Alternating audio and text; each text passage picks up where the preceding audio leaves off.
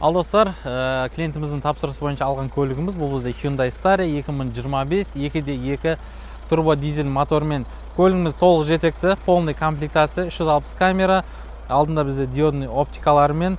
Сонымен қоса, бұл бізде автодом, 4 жататын орнымен, іште холодильник бар, раковинасы бар, қол жуатын душевой бар, өте ыңғайлы. Европа, Түркия, Россия шығып кете бересіздер.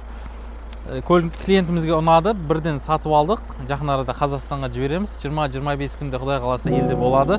Осындай көліктер керек болса, хабарласыңыздар, жазыңыздар. Айдын Карс компаниясы сіздер үшін қызметте.